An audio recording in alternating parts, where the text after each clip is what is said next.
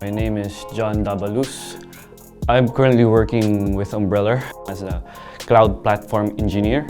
My job is a mix of everything, but mostly I'm administering a lot of softwares from Salesforce, CRM, Zora billing systems, and also the Azure platform. The internship that I got into was part of the program of NZSE. They were the ones that arranged companies and the students to be able to communicate with each other.